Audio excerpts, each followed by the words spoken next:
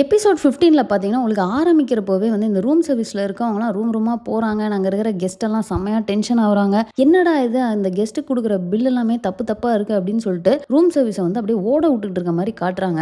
அந்த இடத்துல தான் நம்ம உத்தமன் பார்த்தீங்கன்னா சொல்றாரு, "இந்த மாரி எனக்கு கோவம்லாம் இல்ல, வருத்தம் தான். அதாவது நான் ஃபர்ஸ்ட்டு நீ வந்து வெற்றி கிட்ட வந்து சொல்லிட்டு பாரு. இந்த மாரி நீ உள்ள அந்த செஃப் யூனிஃபார்ம் போட்டு போனது எனக்கு அவ்ளோ சந்தோஷமா இருந்தது. ஆனா நீடிச்சிருக்கலாம் அப்படின்னு தான் நினைக்கிறேன். ஆனா என்ன பண்றது? இப்ப பாரு அவங்க எப்படி பழி வாங்குறாங்க இந்த ரூம் சர்வீஸ் பாய்ஸ்ன்ட்டு. ஏதேதோ தப்பான பில் எல்லாம் குடுத்து அனுப்பி வந்து எல்லாரையும் ஓட விட்டுட்டு நம்மள வந்து டார்ச்சர் இருக்காங்க அப்படிங்கிற மாதிரி உத்தமன் சொல்லுவாரு.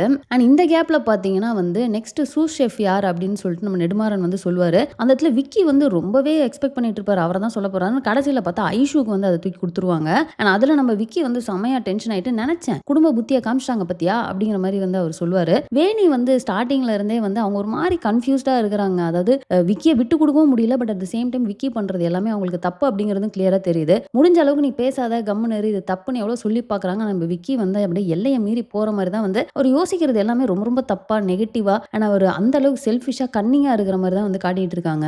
ஃப்ரெண்டு வந்து சூஸ் ஷெஃப் ஆயிட்டா அப்படின்னா அதுக்கு வந்து நீ சந்தோஷப்படணும், இந்த மாதிரி பொறாமப்படக்கூடாது அப்படிங்கிற மாதிரி அவங்க ரொம்ப கிளியரா சொல்லியிருப்பாங்க. அண்ட் நெக்ஸ்ட் பாத்தீங்கன்னா நம்ம விக்கி வந்து நேரா வெற்றிக்கிட்டே போயிட்டு ரூம் சர்வீஸ் டீமை நான் தான் வந்து அலைய வச்சேன், உங்களுக்கு எது நான் ஓட விடுறேன் பாரு அப்படிங்கிற மாதிரி வந்து ஃபேஸ் டு ஃபேஸ் சேலஞ்ச் வேற பண்ணுவாரு. உங்களை வந்து நான் விரட்டி காட்டுறேன்டா அப்படின்ட்டு ஐஷுவும் போயிட்டு விக்கி கிட்ட நிறைய பேசுவாங்க. இந்த மாதிரி பண்ணாத, இது பண்றது தப்பு அப்படின்ட்டு. அப்போ அவர் கேட்க மாட்டாரு. நீ எதுக்கு அவனுக்கு சப்போர்ட் பண்ணிக்கிட்டு இருக்க? தேவையில்லாத பேச்செல்லாம் வேற பேசுவாரு. ராஜன் ஒரு பக்கம், அதுக்கப்புறம் இந்த ரெசார்ட் ஓனரோட பொண்ணு ஒரு பக்கம். ஸோ இப்போ புதுசா இவனா அப்படின்ற மாதிரிலாம் ஒரு மாதிரியா பேசிக்கிட்டு இருப்பாரு. ஸோ ஐஷு செம்மையா டென்ஷன் ஆகி கத்திட்டு வந்து போயிடுறாங்க. ஸோ நம்ம ஐஷுவும் வெற்றியும் சேர்ந்து என்ன பிளான் பண்றாங்க அப்படின்னா நேரா ராஜன்ட்ட போயிட்டு வந்து இந்த கம்ப்ளைண்ட்டை ரைஸ் பண்றாங்க. ஸோ ராஜனுமே வந்து ஓரளவுக்கு என்னடா இது காலேஜ் பசங்க மாதிரி சண்டை போட்டுட்டு இருக்கீங்க, இதெல்லாம் நீங்க உங்களுக்குள்ளேயே வந்துக்கோங்க அப்படிங்கிறாரு.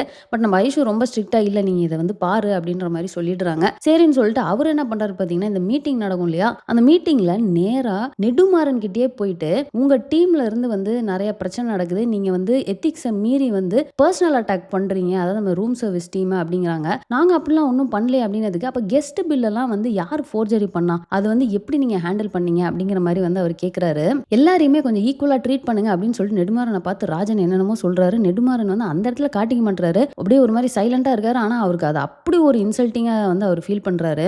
நேரா கிச்சனுக்கு வந்துட்டு ரூம் சர்வீஸோட யார் பிரச்சனை பண்ணது அப்படிங்கிற மாதிரி கேட்பாரு. அண்ட் நேரா நம்ம விக்கி அப்படியே பெருமையா நேரா வந்துட்டு நான் தான் பண்ணேன் அப்படின்னு சொல்லிட்டு அவன் எப்படி ஒரு சாதாரண ஒருத்தன் இங்க வந்து எப்படி இன்சல்ட் பண்ணலாம் என்னென்னமோ பேசுவான். பட் அவர் வந்து நினைச்சிட்டு இருப்பாரு நெடுமாறன் நமக்கு தான் சப்போர்ட் பண்ணுவாரு. பட் நெடுமாறன் தான் தெரியுமே அவரோட மோட்டிவ் எல்லாமே வேற. ஸோ இந்த மாதிரி நேரத்துலலாம் அவர் என்ன மாதிரி ஸ்டாண்ட் எடுப்பாரு அப்படிங்கிறது வந்து பாவம் விக்கி தெரியல. ஸோ இவர் என்ன பண்றாரு அப்படின்னு பாத்தீங்கன்னா, என்ன அவங்க லெவலுக்கு இறங்கி போய் ரிவெஞ்ச் எடுக்கிற, அதுக்கெல்லாம் ஒரு தகுதி வேணும் ரிவெஞ்ச் எடுக்கிறதுக்குலாம் அப்படின்னு ஒரு மாதிரி அசிட்டிட்டு உனக்கு பனிஷ்மெண்ட் இன்னும் 1 மந்த்துக்கு நீ ரூம் சர்வீஸ்ல வேலை பாரு அப்படின்ற மாதிரி சொல்லுவாருங்க. இப்படி ஒரு பனிஷ்மெண்ட் ஒரு ட்விஸ்ட்டை வந்து நான் எதிர்பார்க்கவே இல்லை. செமையான ஒரு ட்விஸ்டா இருந்தது.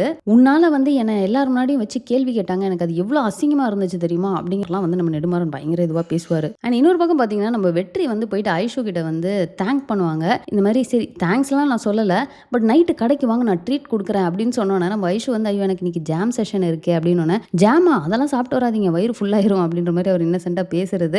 அண்ட் ஐஷு வந்து எந்த அளவுக்கு அதெல்லாம் என்ஜாய் பண்றாங்க அப்படிங்கிறது நல்லா இருக்கும். அண்ட் சொன்ன மாதிரியே பார்த்தீங்கன்னா நைட் அவங்க கடைக்கு போவாங்க. அண்ட் அங்கே வந்து கிட்டார் எடுத்து அவங்க வாசிச்சு பாடிக்கிட்டே இருக்கிறாங்க. அண்ட் அவர் வந்து குக் பண்ணி கொடுக்குறாரு. இப்போ இந்த சீன்லலாம் நம்ம நோட் பண்ண வேண்டிய விஷயம் என்ன அப்படின்னு பார்த்தீங்கன்னா, நம்ம ரம்யா ஓரமா நின்று செம்ம டென்ஷனா ஒரு பயம் ஒரு சோகம் அப்படின்னு சொல்லிட்டு என்னடா இது இப்படி ஒரு பொண்ணு ஒன்று புதுசாக இருக்குன்றது தெரியலையே அப்படிங்கிற மாதிரி அவங்க ஒரு பக்கம் ஃபீல் பண்ணிட்டு இருக்காங்க.